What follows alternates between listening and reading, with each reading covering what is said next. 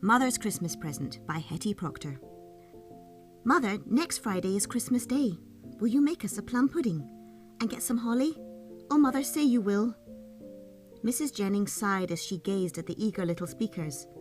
I'm sorry to disappoint you, dears, she said gently, but I am afraid you will have to do without holly and plum pudding this year. Oh, Mother, we always had one before, and I am so tired of bread and the nasty dinners we have. Hush, Willie. You must be thankful I can get bread for you. But Mother, are we so poor that we can't even have a pudding for Christmas? Yes, Netta. You know that during the strike we spent all the money we had saved and got into debt besides. And now the landlord says if we don't pay all the rent we owe by the new year, we must leave. Never mind, Mother, said little Belle suddenly. If you can't buy us some Christmas, we will buy you some. I've got a penny. The other children shouted with laughter, and Harry exclaimed, You little muff, a penny won't buy nothing but a toffee or an orange. It takes pounds to buy plum pudding and things. Belle began to cry. Never mind, dearie, said Mrs. Jennings, kissing her fondly. Mother is as pleased as if you had given her the best Christmas dinner that could be bought. Now run and play. I have this work to finish. Tom Jennings was a clever workman, and being a sober, steady fellow usually earned good wages. But owing to a strike he had been out of work for weeks. During that time they had lived upon their savings, and on what Mrs. Jennings could earn.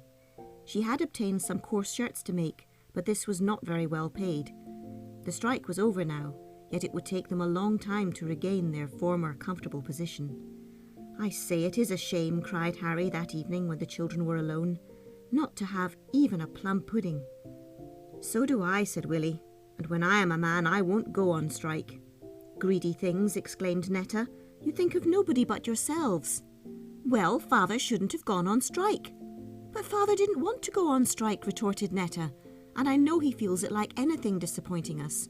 And I saw Mother crying this afternoon after you had been asking about Christmas. Willie looked uncomfortable and shuffled uneasily. Netta continued, Don't you think it would be nice if we could give them a Christmas dinner this year, instead of them giving us one? The magnitude of this proposal quite took away the breath of the boys, and for a moment they could only stare at Netta. But how can we, gasped Harry at length. We have no money. I know that's stupid, we must earn it, answered Netta briskly. You boys must sweep the snow away for people and hold horses, and I will run errands and mind babies.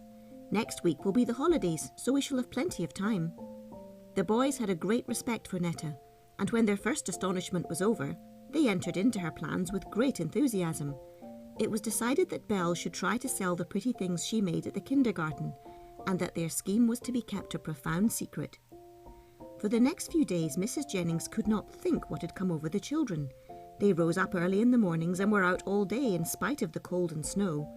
It was fortunate for the keeping of the secret that a larger order than usual kept her very busy, or she must have guessed. As it was, when Belle chattered about what she would buy for Mother's Christmas, she only smiled. Christmas Eve came at last. The children had prospered in their work, and it was decided that at tea time the money should be given to their mother. How quickly the bread and weak tea were dispatched. There was no grumbling tonight. As soon as the last crumb had vanished, Netta produced a bag. See, Mother, she said, this is a Christmas present for you. To buy Christmas pudding and holly and things, shouted the boys. Wonderingly, Mrs. Jennings looked into the bag. Children, children, where did you get all this money from? She cried. We earned it, Mother, said Netta proudly, and taking the bag she emptied the contents into her mother's lap. Bless you all, cried their mother proudly. How hard you must have worked. Why, there is 10 shillings and 5pence. Mr. Jennings came in at this moment, and the wonderful news was told to him.